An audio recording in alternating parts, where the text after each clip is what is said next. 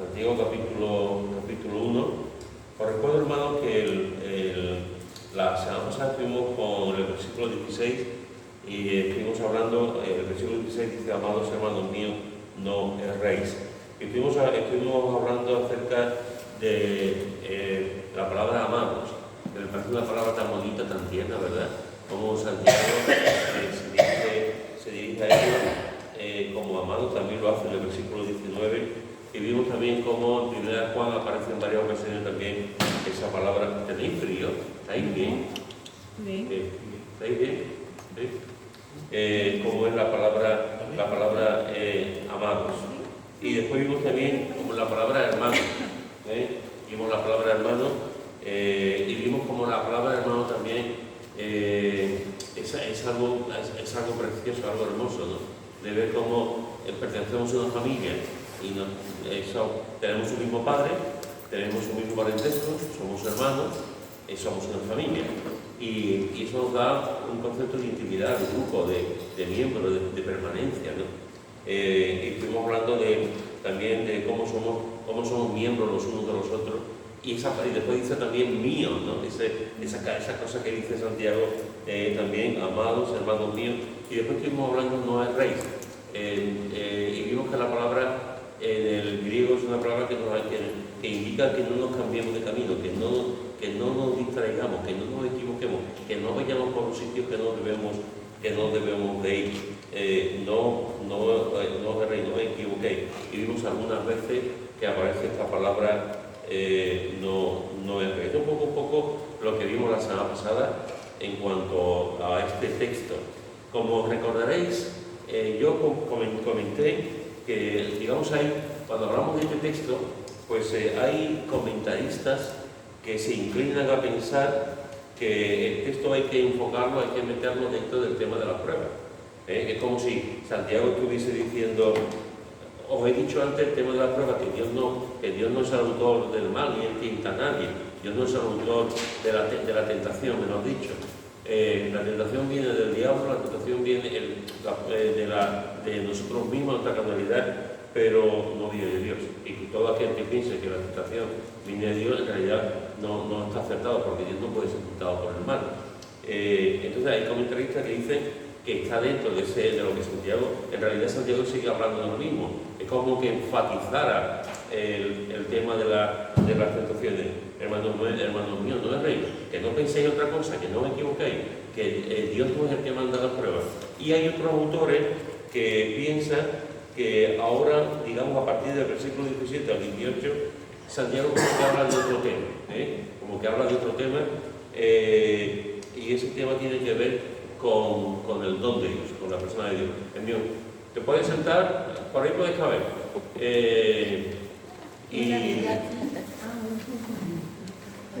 Ahí, y aquí también te puedes sentar, o ahí también.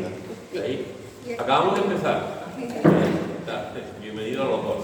Acabamos de empezar el estudio. Hemos tenido un tiempo de oración y ahora estamos empezando el estudio. Entonces, y hoy nos hemos puesto aquí para estar fresquitos. Se nota, entonces, particularmente después de la semana pasada, como recordaréis, no quise meterme en el contexto en el que cada uno pueda pensarlo.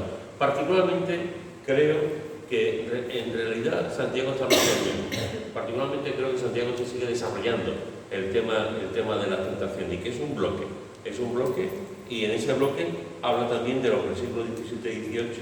Y no creo que Santiago termine el tema de las tentaciones y hable, digamos, sobre algunas de las cualidades de Dios que vamos a ver ahora. Yo creo que va todo dentro de un paquete.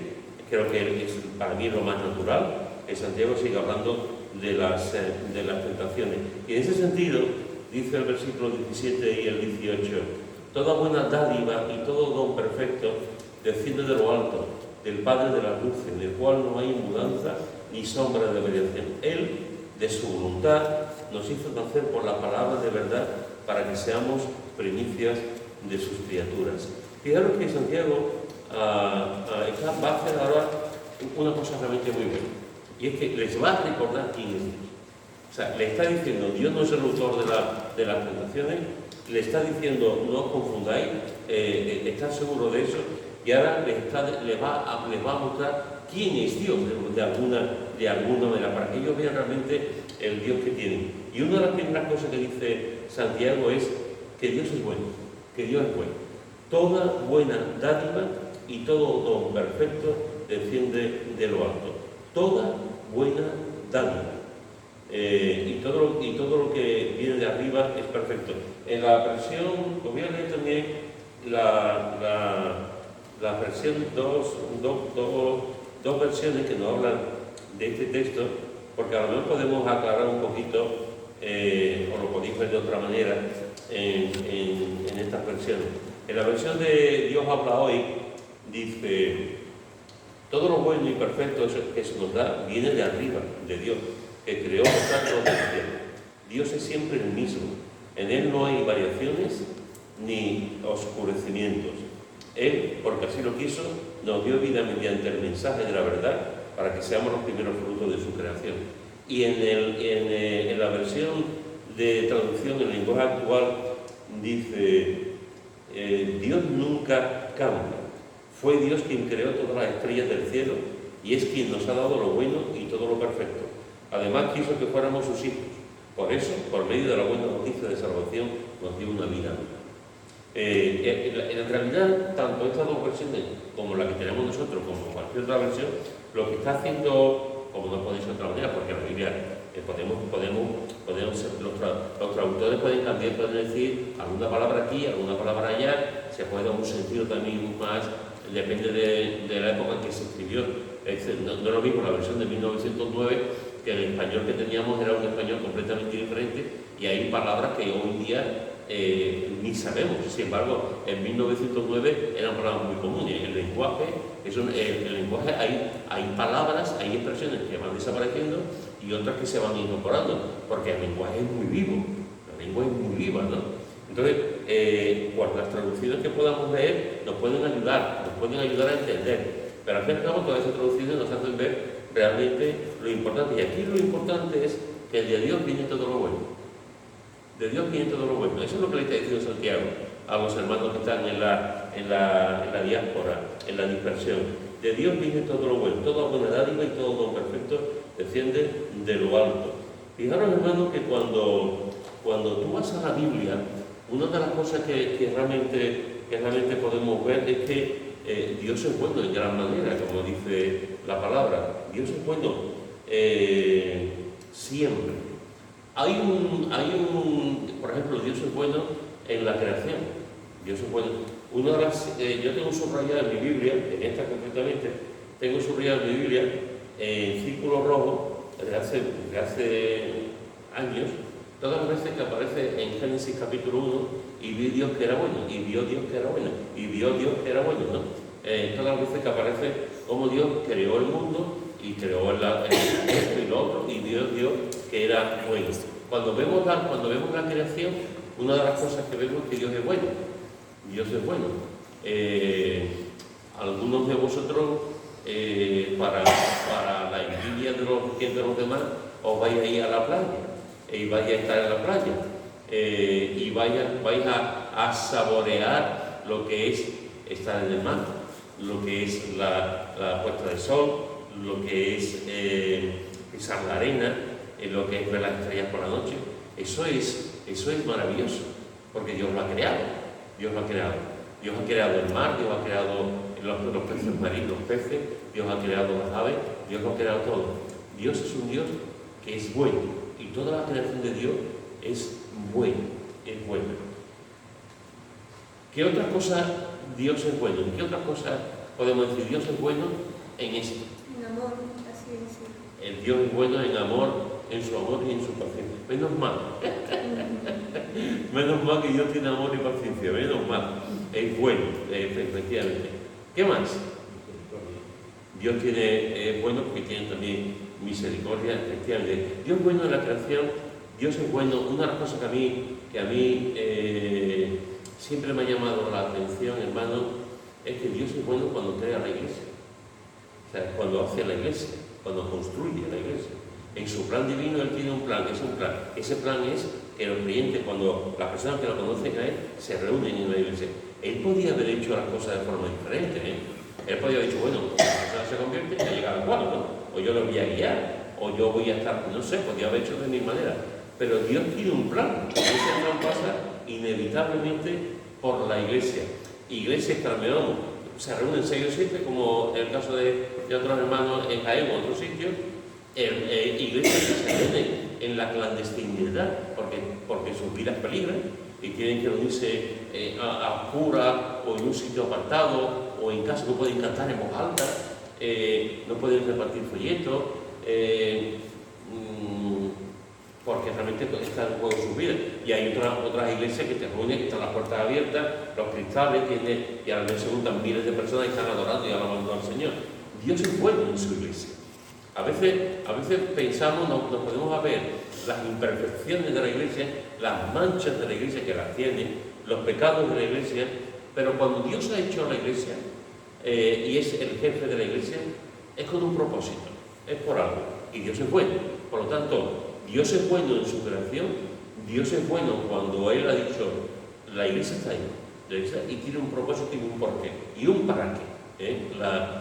Dios es bueno cuando, hermanos, que nos ha mandado el Espíritu Santo, nos ha dado el Espíritu Santo.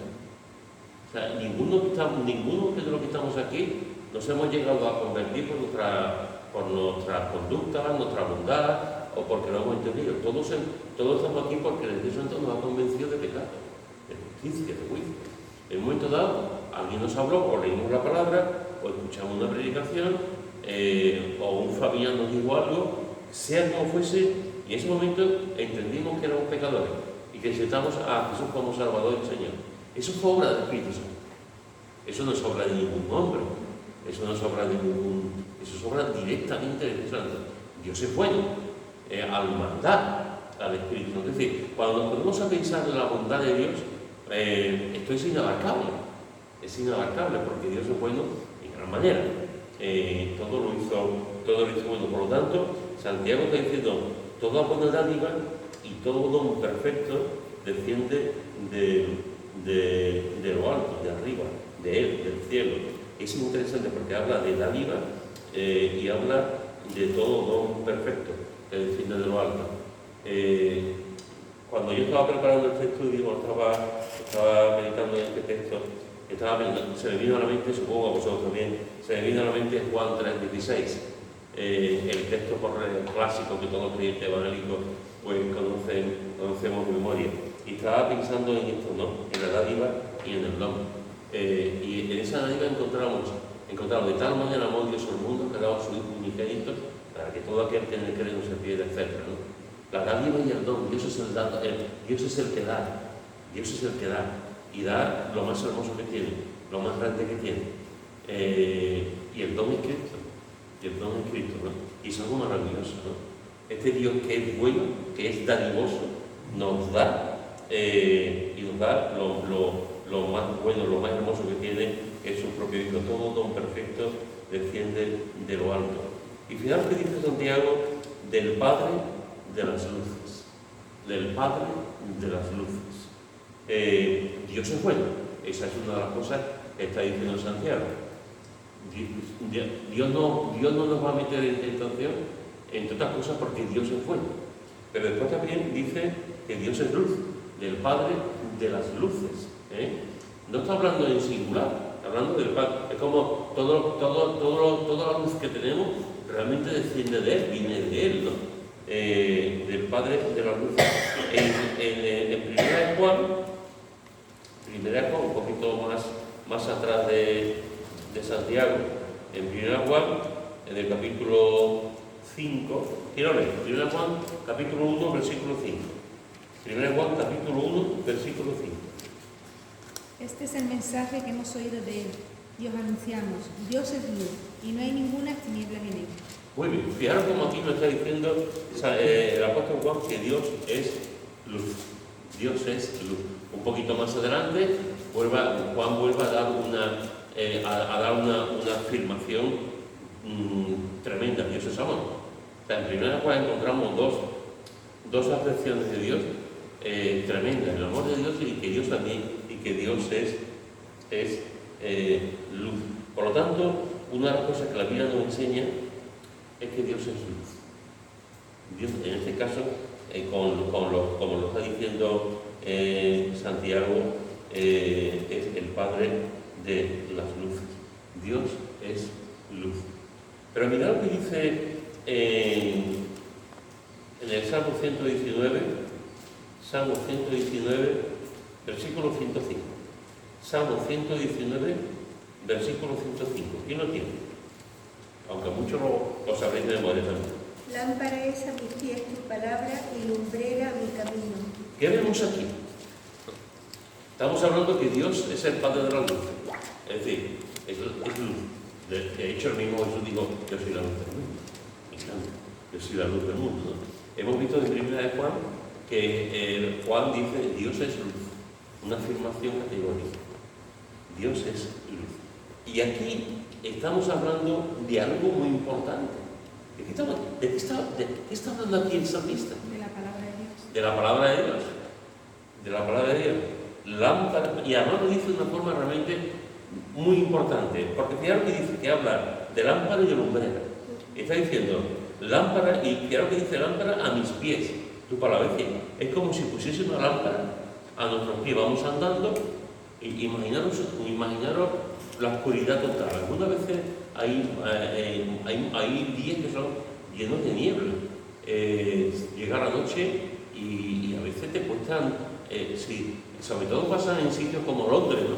Pero aquí alguna vez también hay días de mucha niebla, y cuando llega la noche que parece que es muy espesa, como que te va a golpear con la propia niebla, está todo tan oscuro, ¿no? Y es como si el Señor dice, lámpara es, y nos pone una lámpara para iluminar los pasos que vamos a dar. Y estamos andando, no vemos lo que hay, porque la oscuridad es total, la niebla es total, no vemos lo que hay, pero la lámpara está aquí y nos ayuda paso a paso, paso a paso, paso a paso.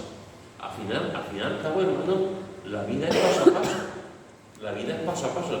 Esa es una definición simple, pero real. La vida es paso a paso. No podemos llegar a un sitio si no andamos. Si no vamos un paso uno y paso después otro.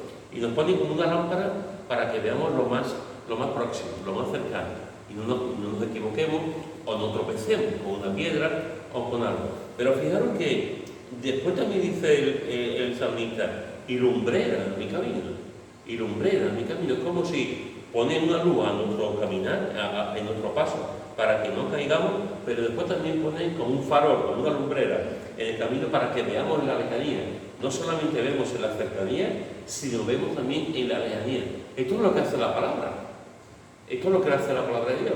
La palabra de Dios nos ilumina de tal forma que leemos la palabra en la cercanía y nos ayuda a entender quiénes somos y tal, y nos ayuda en la lejanía a saber el plan de Dios para nosotros, cómo es Dios, quién es Dios, a dónde vamos, que eso es muy importante, a dónde vamos, cómo vamos a ir, etcétera, etcétera.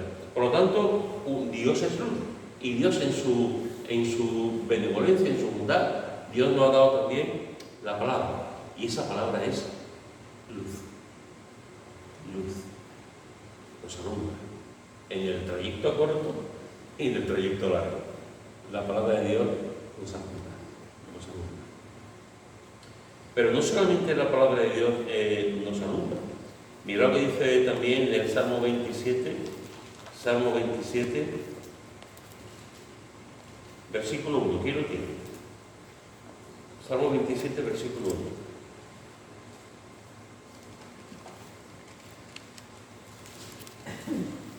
Jehová es mi luz y mi salvación, ¿de quién temeré? Jehová es la fortaleza de mi vida, ¿de quién he de atemorizarme? Fijaros que aquí volvemos otra vez a la idea de que Dios es luz, pero aquí hay una cosa también importante. Jehová es mi luz y mi salvación, dice David. Y es interesante que en dos ocasiones David dice, ¿de quién temeré? ¿De quién he de atemorizar? ¿De quién temeré? ¿De quién he de atemorizar? ¿Alguno de vosotros en un momento dado, si se puede contar, ¿Alguno de vosotros en un momento dado ha pasado por un tiempo de miedo, de temor, y ha visto la luz de Dios? ¿Habéis visto cómo Dios os ha ayudado en ese momento, en ese tiempo de...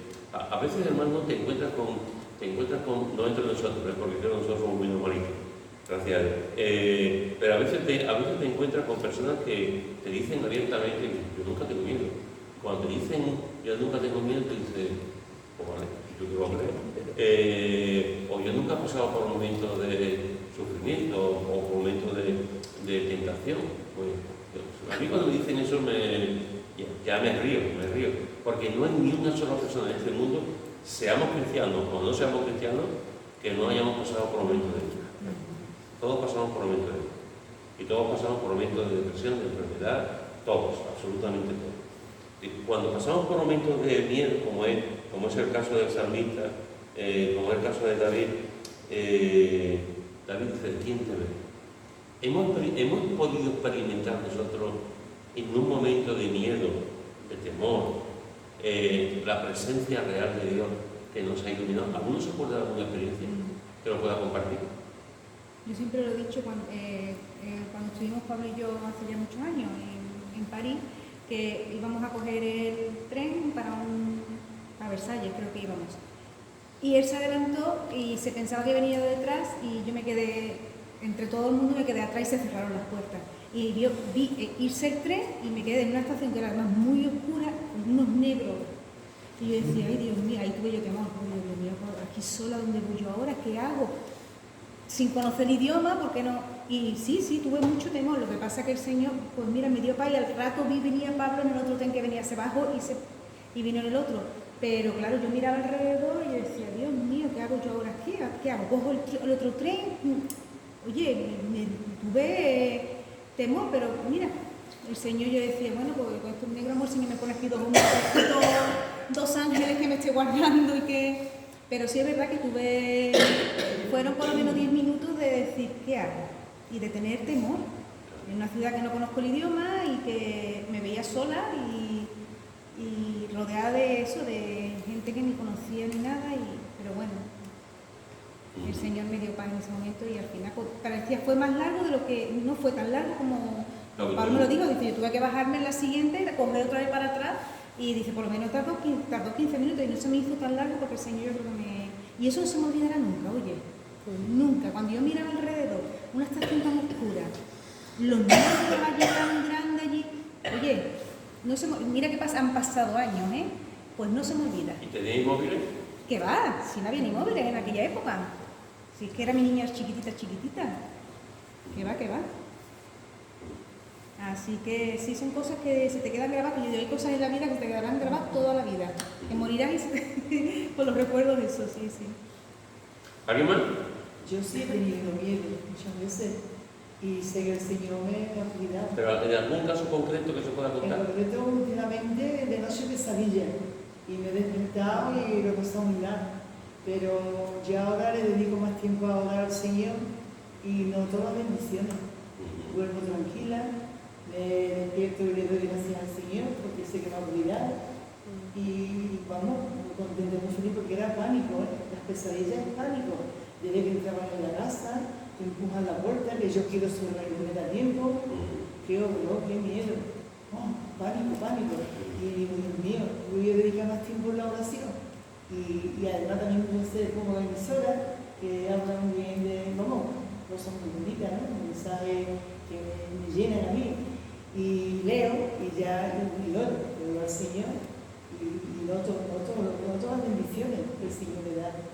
Padre mío, tan agradecida estoy.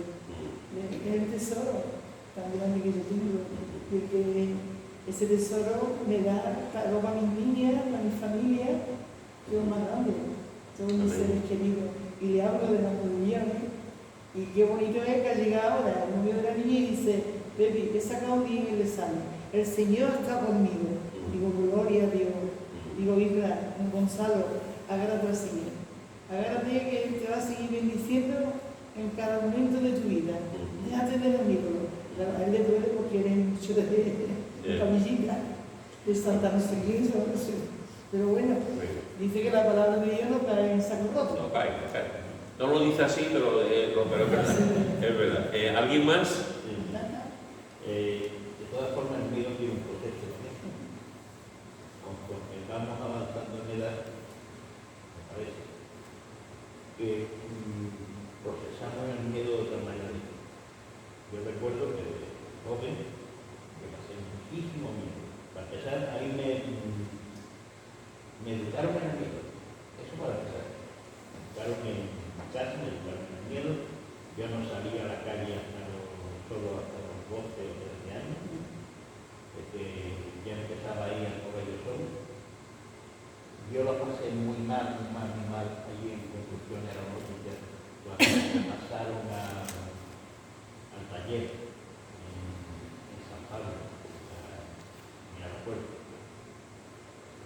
Venían los aviones de la guerra, los tantos americanos, que aquí ya hacíamos pruebas. Una de las cosas que yo hacía era quitarle todas las cargas explosivas.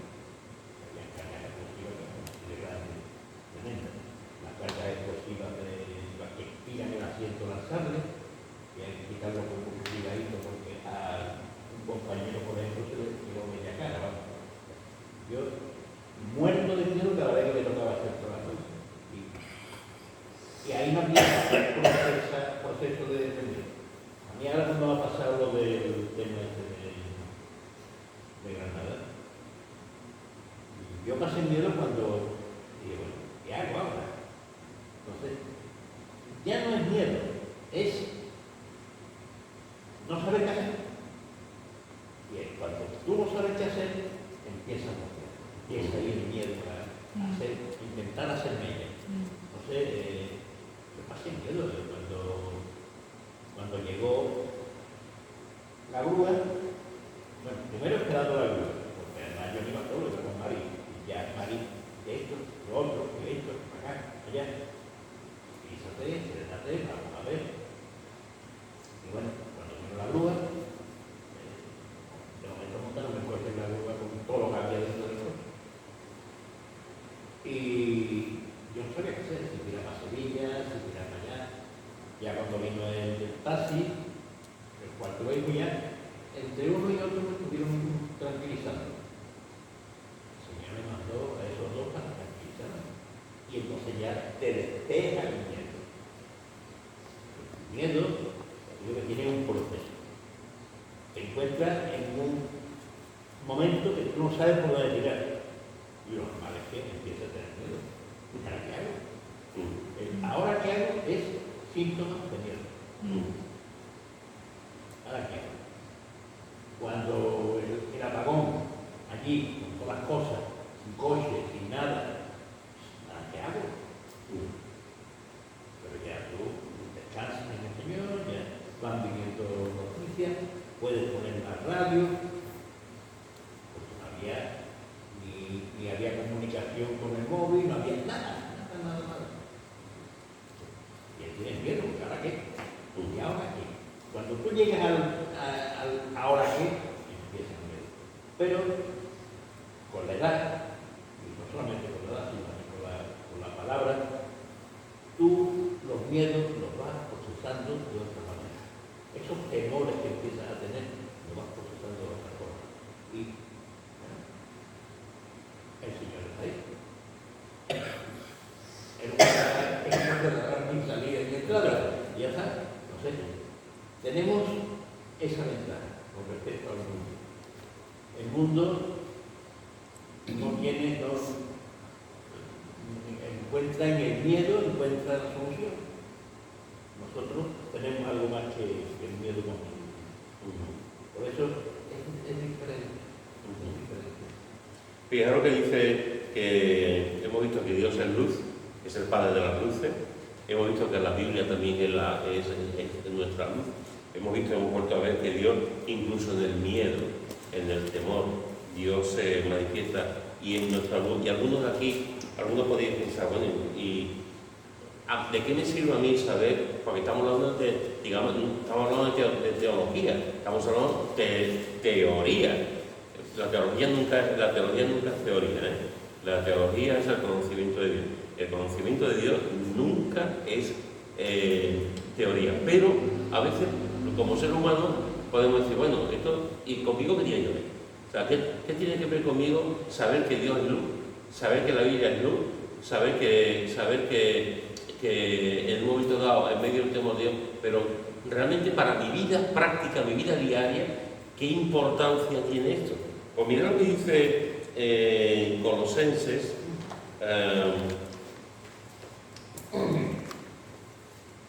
Colosenses, en Efesios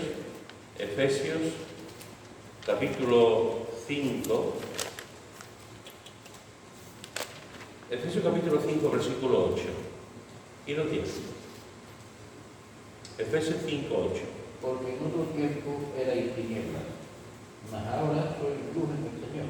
Andad como hijos de luz. Fijaros que nos está diciendo una verdad tremenda.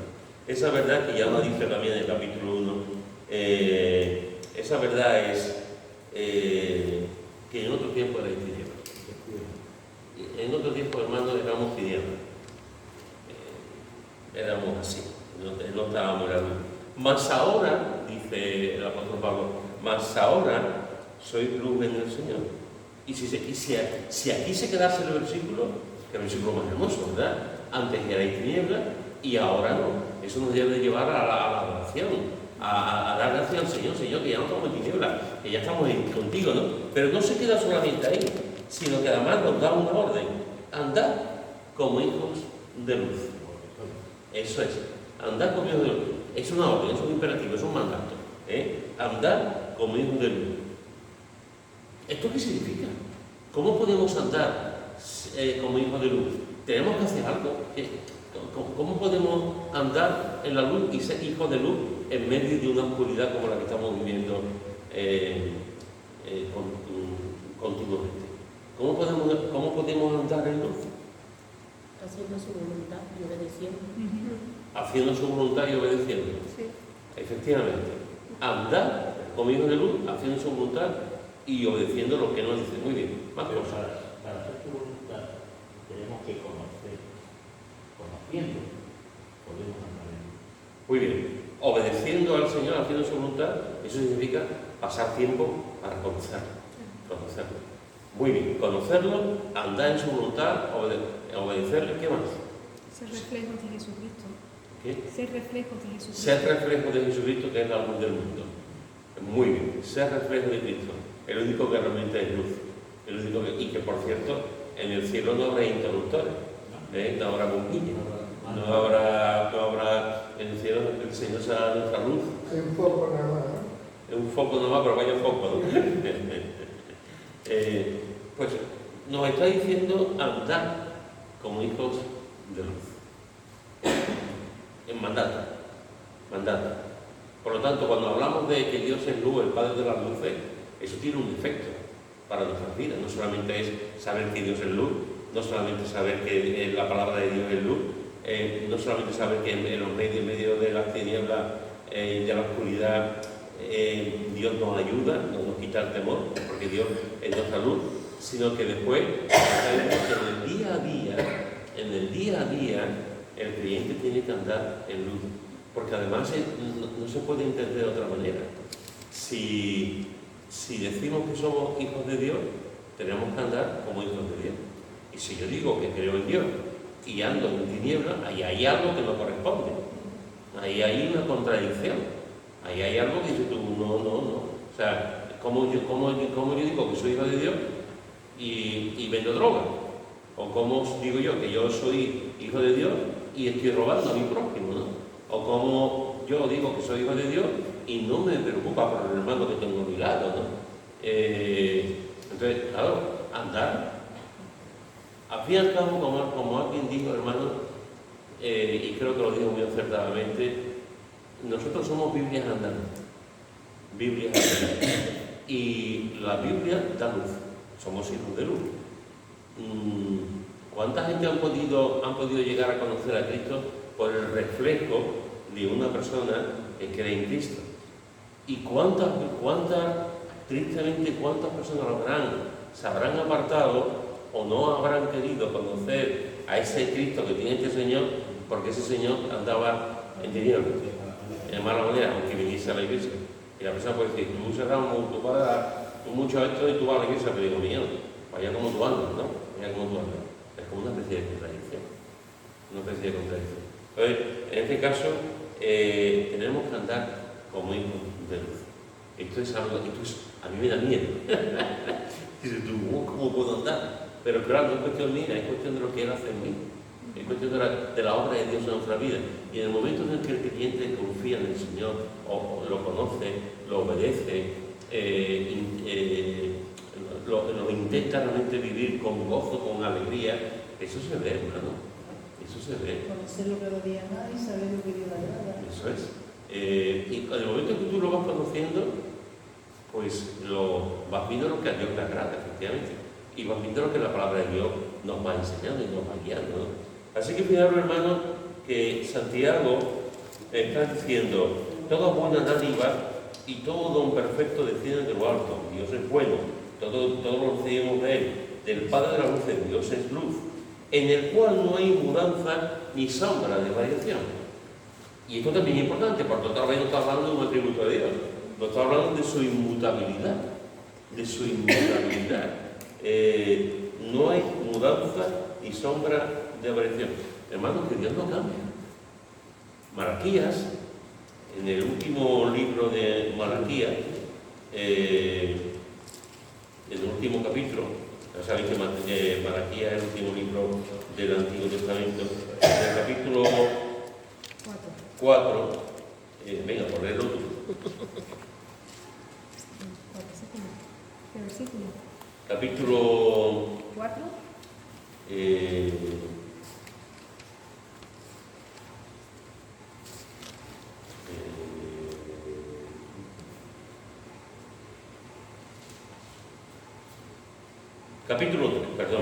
Capítulo 3, versículo 6. ¿Quién lo tiene? Capítulo 3, versículo 6. Porque yo Jehová no cambio, por esto, hijos de Jacob, no habéis sido consumidos. Yo Jehová no cambio. Yo Jehová no cambio. Pero si te vas al Nuevo Testamento, aquí estamos hablando que Malaquías está diciendo, yo Jehová no cambio. Es una afirmación de Dios. Yo no cambio.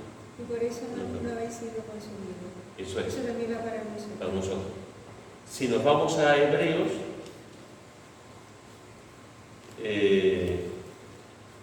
Hebreos capítulo 13, versículo 8 dice, Jesucristo es el mismo ayer y hoy y por los siglos. Jesucristo es el mismo ayer, hoy y por los siglos. Es decir, Cristo no cambia. Lo que la Biblia nos dice, hermanos, es que Dios es inmutable. Dios no cambia. Nosotros cambiamos. Ya, basta físicamente, basta ver una foto tuya de cuando tenías 15 años a una foto ahora, bueno, 15 años, y de 15 años lo ves con 5 y dices tú, ¿cómo he cambiado? Y lo ves con 25 y dices tú, ¿cómo he cambiado? O sea, vamos cambiando, físicamente vamos cambiando. En el cielo no. En el cielo no tendremos el mismo, no habrá cambio físico, estaremos ahí en la plenitud. Pero también cambiamos mentalmente, cambiamos de actitudes, cambiamos de ideas. O sea, el ser humano y el hecho de cambiar no es malo en sí mismo, ¿no? Yo pensaba antes una cosa, ahora pienso otra cosa. Vamos evolucionando. Pero Dios nunca cambia. Dios nunca cambia en sus perfecciones. Dios nunca cambia en sus atributos. Dios nunca cambia en sus planes. Dios nunca cambia cuando digamos en nada, porque Dios es inmutable. Hola, Paulino. Nosotros cambiamos, pero Dios nunca cambia. No hay ni sombra de variación en Él. Dios es inmutable. Y esto para nosotros, saber que Dios nunca cambia, a mí no me importa. O sea, ¿qué significa eso para mi vida?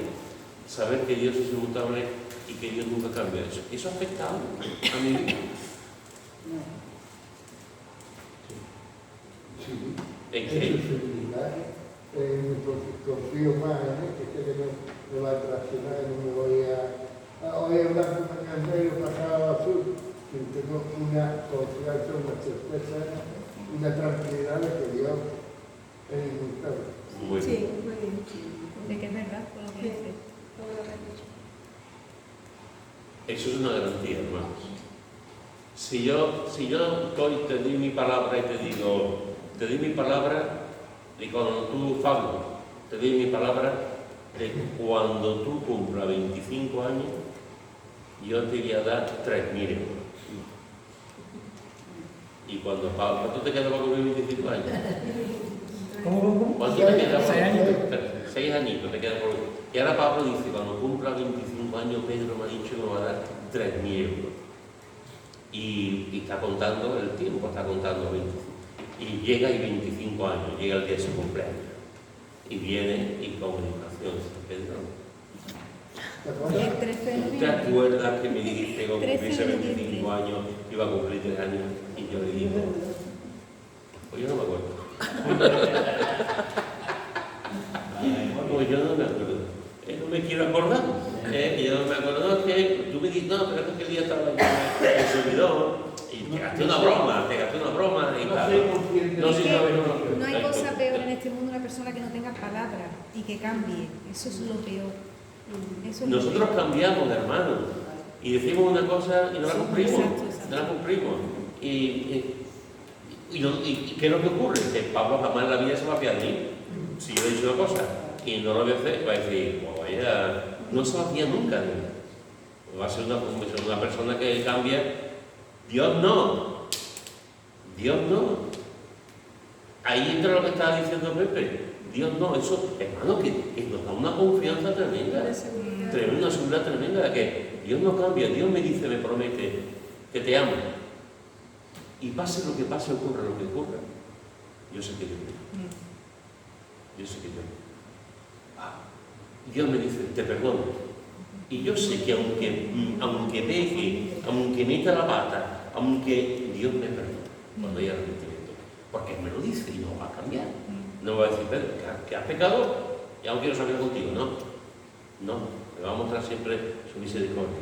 Y así podríamos llevarlo hasta tantas cosas. Hermano, Dios no cambia, Dios es inmutable, Dios es inmutable. Y eso es algo maravilloso. Tenemos claro que Dios es perfecto.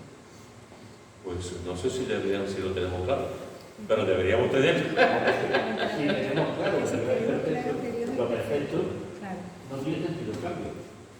Eso es. Entonces, si Dios es perfecto, no tiene por qué cambiar. Nosotros no somos perfectos, por eso cambiamos. Pero los creyentes nos tenemos, porque cuando escucho a algunos políticos, que hoy es negro, mañana es blanco, pasado es rosa, y yo digo, Dios mío, ¿cómo Pero eso es se puede político. cambiar Esa es la tanto? política. De verdad que poca palabra se tiene. Entonces tú dices, ¿cómo puede? Y encima con cara, que es lo más importante, que tienen cara encima. Y tú dices, es que se están riendo en tu cara y es que tan normal. ¿Cómo se puede tener tan poca palabra en esta vida? Es que, oye, tenemos que tener palabras. Yo sé que ellos no son creyentes, claro. Los creyentes sí, pero bueno, pero tienen que tener también honestidad, porque eso también es honestidad. El no cambiar, Le el estás no... pidiendo mucho. ¿El qué? Que ya le estás pidiendo mucho. Ya, también es verdad, Honestidad. también es verdad, también es verdad, hijo. También es verdad. Estos Menos mal que días- Dios no cambia, porque es que...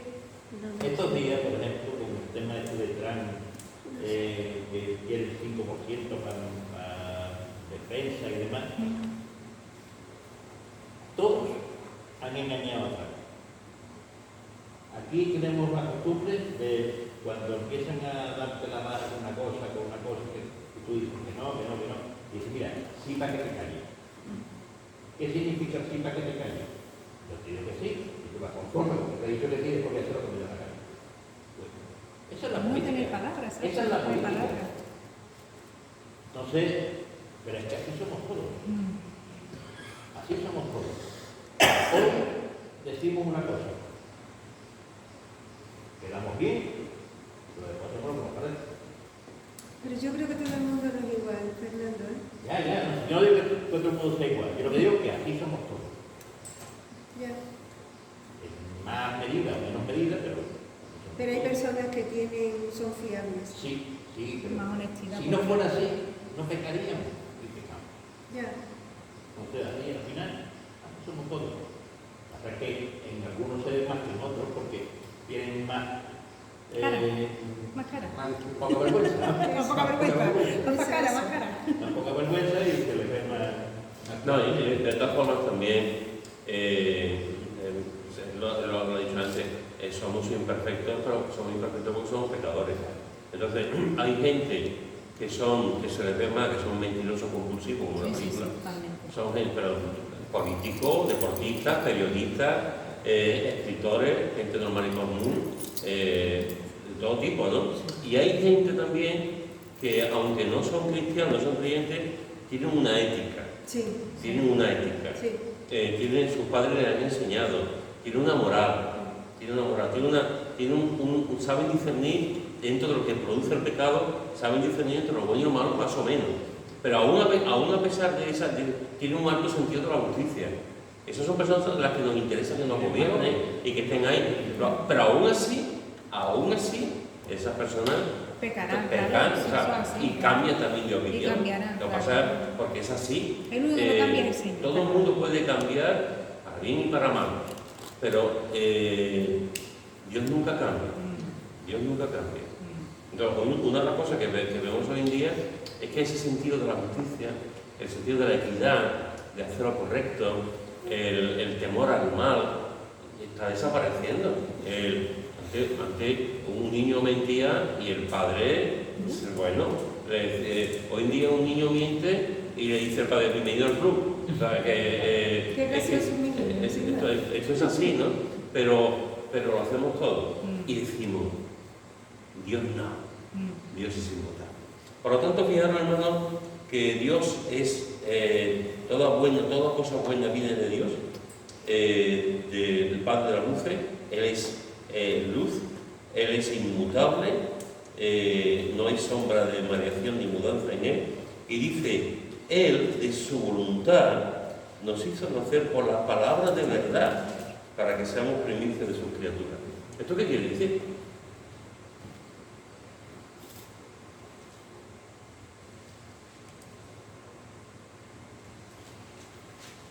¿Qué te parece a ti?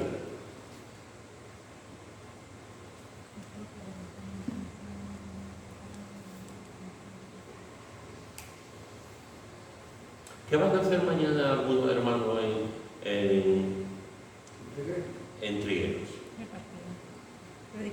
Repartir el Evangelio de Juan. Fijaros que está diciendo, Él de su voluntad, Dios de su voluntad, nos hizo nacer. ¿Cómo hemos nacido nosotros? De nuevo, o sea, por la palabra. ¿Hemos creído en Cristo? Sí, hemos creído en Cristo. Quien nos salva es Cristo. Pero Cristo está manifestando en su palabra. Y cuando predicamos el Evangelio, estamos predicando la palabra. Y la palabra nos habla de Cristo. ¿Y cómo nos hacemos de nuevo? Pues con la palabra de Dios. Si nos vamos a Segunda de Pedro, en el capítulo 1, versículo 19, Segunda de Pedro, capítulo 1, versículo 19, dice, tenemos también la palabra profética más segura, a la cual hacéis bien en estar atentos, como una antorcha que alumbra el lugar oscuro, hasta que el día esclarezca y el lucero de la mañana salga en vuestros corazones. Tenemos la palabra profética más segura, y la palabra de Dios, la palabra es la que nos hace realmente ver cómo somos. Cuando nosotros nos ponemos ante la palabra, nos retrata. Y nos dice, estamos ante la palabra, es un espejo, la palabra es un martillo, de golpear. La palabra realmente es un fuego también. Y la palabra nos hace ver realmente cómo somos nosotros. Y cómo hemos nacido de nuevo, cómo hemos llegado a conocer a Cristo. Ese Cristo que está revelado en la palabra, porque la palabra, el Evangelio, es proclamado. Y es la única manera realmente de que las personas puedan llegar a conocer a Cristo. En Filipenses, en el libro de Filipenses, en el capítulo 2, versículo 13, quiero que leer. Filipenses capítulo 2, versículo 13. porque Dios es el que en vosotros produce así el querer y el hacer por su buena voluntad. Capítulo 2, perdón, tú has leído bien, he dicho Filipenses, Tesalonicenses, primera de Tesalonicenses, capítulo 2, versículo 13. Primera de Tesalonicenses, capítulo 2, versículo 13. Con lo cual también nosotros, sin cesar, damos gracias a Dios de que cuando recibisteis la palabra de Dios que oísteis de nosotros, la recibisteis no como palabra de hombre, sino según es en verdad la palabra de Dios, la cual actúa en vosotros los creyentes. ¿Qué vemos aquí?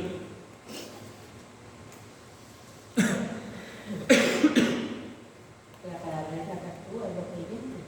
La palabra es la que actúa en los creyentes.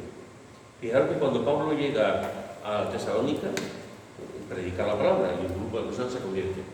Y está diciendo, recibisteis la palabra que le oísteis de nosotros. La recibisteis no como palabras de Pablo, o de Timoteo, o de lo que...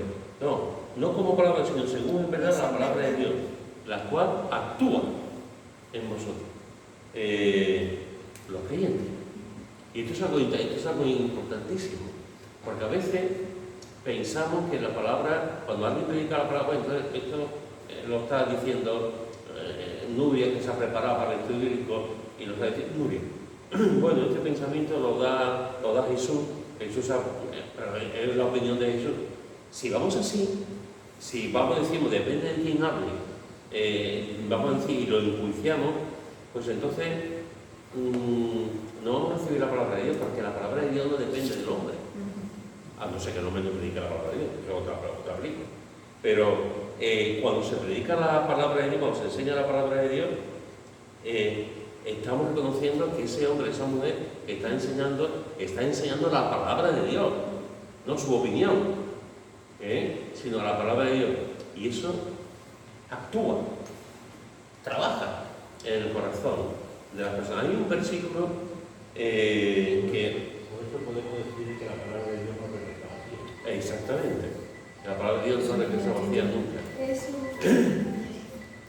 Hay un versículo que dice en Proverbios 14:23, bienaventurados los creyentes que van a la iglesia sin movilidad. No dice. Pero mira lo que dice un versículo que a mi mujer muchas veces me lo comparte. Romanos capítulo 10.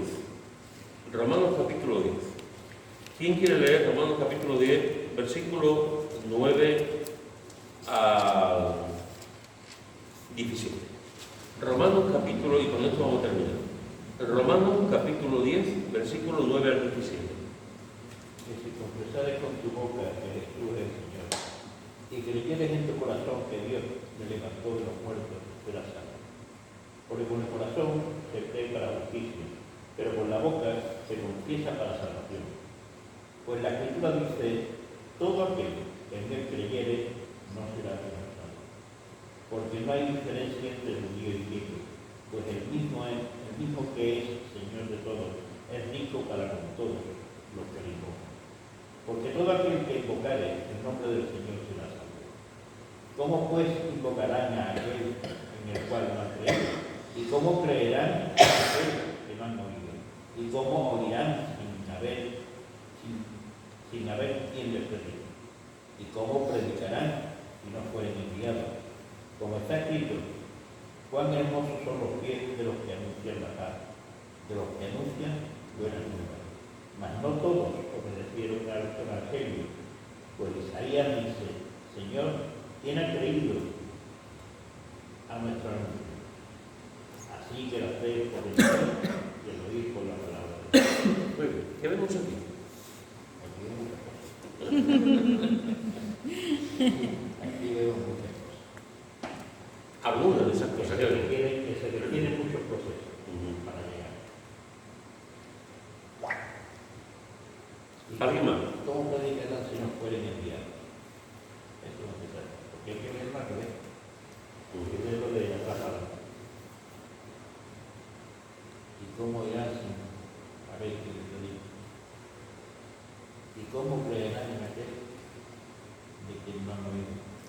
que el Señor es Señor de todos, no hay diferencia entre judío, griego, es Señor de todos. Este es un texto, dentro del contexto que está hablando, este es un texto, algunos misionológico por excelencia. Este es un texto para las misiones, de las misiones, es un texto que nos desafía a compartir el Evangelio. Para donde yo quería ir realmente es que dentro de todo eso, lo que está diciendo el apóstol Pablo es así que la fe es por el oír.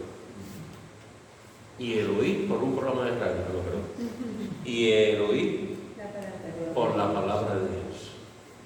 Por la palabra de Dios. Sí, hermano. Antes hemos visto cómo Santiago está hablando de la palabra. Hemos visto también en 2 de Pedro, hemos visto en Pablo cómo Pablo dice que los tesalonicenses lo escucharon como si fuese realmente no palabra de Dios, sino palabra de Dios, ¿no? Pero aquí se nos está diciendo que estamos aquí para predicar la palabra de Dios y nadie se va a convertir si no escucha la palabra de Dios, si no escucha la palabra. Nadie se va a convertir. O puede haber interés, puede haber personas que tengan interés, vengan a la iglesia porque se ha hablado de ética, les encanta la ética, o porque se ha hablado de la espiritualidad y les gusta la espiritualidad, o porque se ha hablado de la educación de los hijos y se voy a seguir yendo a la iglesia porque me enseñan cómo educar a mis hijos y necesito aprender cómo educar. Muy bien, todo eso está muy bien y mil cosas más, pero si no se predica el Evangelio, la buena noticia de salvación, es decir, si no se predica la palabra, esa persona ¿cómo se va a convertir? Porque lo que está diciendo la fe por el oír por la palabra de Dios. Y una de las cosas que tenemos que decir hoy en día, quizá más fuerte que nunca, es no podemos sustituir la predicación de la palabra de Dios por nada. Por nada. Que a veces nos gustan mucho los atajos y queremos la predicación, no hay, si en la iglesia no se predica la palabra de Dios, no es iglesia. Será otra cosa, pero no es iglesia. Si cuando yo comparto el Evangelio con las personas no predico la palabra de Dios y predico mi experiencia y tal, está bien, yo soy de los que creen en el testimonio, y creo que cuando hablamos con la gente y contamos nuestro testimonio, eso es maravilloso. Pero tenemos que contar también lo que dice la Biblia. La Biblia dice esto y esto. La palabra de Dios. Por eso insisto mucho en que memoricemos la palabra. Por eso insisto mucho en que conozcamos la palabra. Por eso insisto mucho que realmente cuando hablemos con las personas, aunque no le digamos Juan 3:16 dice esto, pero si lo que le digamos sea bíblico, sea realmente de la palabra, la Biblia dice esto y esto, ¿no? Porque no hay salvación si no se escucha la palabra de Dios, porque la palabra de Dios tiene poder. El Evangelio tiene poder. No me avergüenzo del Evangelio, porque es... Entonces, hermanos, una de las cosas que tenemos que ver es realmente que la conversión, cuando nosotros conocemos a Cristo y en nuestra vida diaria, cuando vamos creciendo, ¿no? Y venimos a la iglesia, con nuestras lecturas diarias, nuestras devocionales diarios en casa tienen que ver con la palabra de verdad. Con la palabra de verdad. Y de esa palabra nunca podemos avergonzarnos. Y de esa palabra nunca podemos sustraer, o quitar o poner. Nada. La palabra de Dios se basta sola para cambiar a la persona. Por lo tanto, toda buena dádiva, todo lo bueno viene de Dios. Dios es bueno. Dios es luz. Dios es inmutable. Dios a través de su palabra hace que lo conozcamos. Esa es su voluntad. Y que seamos primicias. Primicias. Como el pueblo de Israel daba lo primero para el Señor. Los vegetales eran todo lo primero para el Señor. Pues nosotros cuando conocemos a Cristo somos los primeros, las primicias de la cosecha, de que hemos creído en Cristo. Y al final, Cristo,